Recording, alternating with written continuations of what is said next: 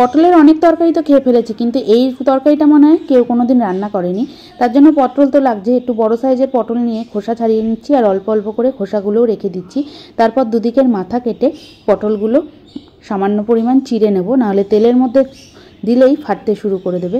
এবার দুদিকের মাথা কেটে নিচ্ছি সবগুলো পটলের। আজকে যেভাবে পটলটা রান্না করছি সম্পূর্ণ নিরামিষভাবে আজকে পটলটা। আবারও বলছি, এর আগে কিন্তু কেউ কোনোদিন এইভাবে পটল রান্না হয়তো করেইনি।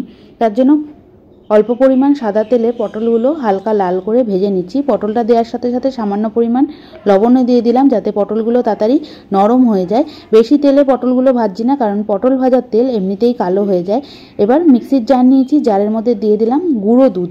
এখানে ছোটো চামচের 4 চামচ গুঁড়ো দুধ দিলাম, আর 2 টুকরো পনির ছিল, সেই পনিরটা পটলের মধ্যে দিয়ে দেবো, মানে বেটেই দিচ্ছি। বড় সাইজের 2 টুকরো পনির, আর দিয়ে দিলাম স্বাদ অনুযায়ী কাঁচা লঙ্কা, আর অল্প জল দিয়ে একদম মিহি পেস্ট করব, যাতে ক্রিমের মতো হয়ে যায়। এদিকে পটলটাও ভাজা হয়ে গেছে, অল্প পরিমাণ তেল দিয়েছিলাম বলে বেশি তেলও নেই, আর তেলটা কালোও হয়নি। এবার এই তেলের মধ্যে দিয়ে দেবো সামান্য পরিমাণ সাদা তেল, আর দিয়ে দেবো 1 চামচ ঘি। ঘি আর সাদা তেলটা একদম সিম আঁচে গলিয়ে নেব। ঘি পুড়ে গেলে খুব একটা ভালো গন্ধ বেরোয় না। ঘিটা আস্তে আস্তে গলতে শুরু করে দিয়েছে। এবার এর মধ্যে দিয়ে দেবো 1/2 চামচ গোটা জিরে, তেজপাতা আর শুকনো লঙ্কা।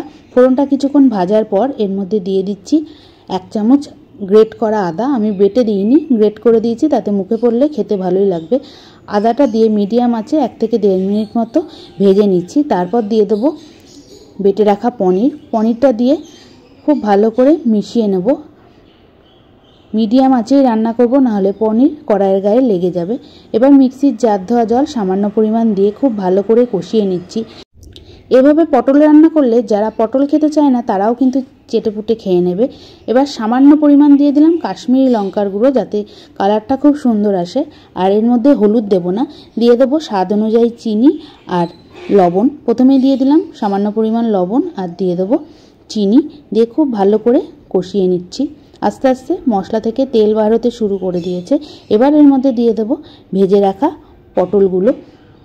পটলগুলো দিয়ে খুব ভালো করে মশলার সঙ্গে কষিয়ে নিচ্ছি। কেউ যদি চায় এরকম শুকনোও নামিয়ে ফেলতে পারে, কিন্তু আমি এতটা শুকাবো না। এবার এর মধ্যে দিয়ে দেবো 1 কাপ পরিমাণ জল, কারণ পটলটা একটু সিদ্ধ হতে হবে। খুব একটা সিদ্ধ করতে হবে না, কারণ পটলটা একদম মিডিয়াম আঁচে ভেজেছি, অর্ধেকের বেশি সিদ্ধই হয়ে গেছে। এবার 1 কাপ জল দিয়ে খুব ভালো করে ফুটিয়ে নেব। আস্তে আস্তে ফুটতে শুরু করে দিয়েছে। এবার গ্যাস সিম করে ঢাকনা দিয়ে ঢেকে আরও 2 থেকে 3 মিনিট মতো রান্না করব। কি ঠিক বলেছিলাম তো যে এর আগে এইভাবে পটল কেউ কোনোদিন রান্না করেনি। এবার ঢাকনাটা তুলে নিলাম। পটল খুব ভালোভাবে সিদ্ধ হয়ে গেছে। নামানোর আগে দিয়ে দেবো 1 চামচ গরম মশলার গুঁড়ো। কেউ যদি চায় গোটা গরম মশলা ফোড়নেও ব্যবহার করতে পারে।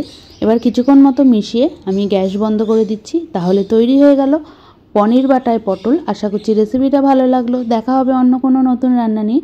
ততক্ষণ ভালো থাকুন, সুস্থ থাকুন, দেখতে থাকুন আরও নতুন নতুন রান্না। আর পটলটা অবশ্যই এইভাবে রান্না করে দেখবেন, আর খেতে কেমন হলো অবশ্যই কিন্তু আমাকে জানাতে ভুলবেন না। তাহলে আজকে আসি। আশা করছি রান্নাটা দেখতে আপনাদের ভালোই লাগলো, খেতে কিন্তু তার থেকেও বেশি ভালো লাগবে। কত সুন্দর গাঢ় একটা গ্রেভি হয়েছে।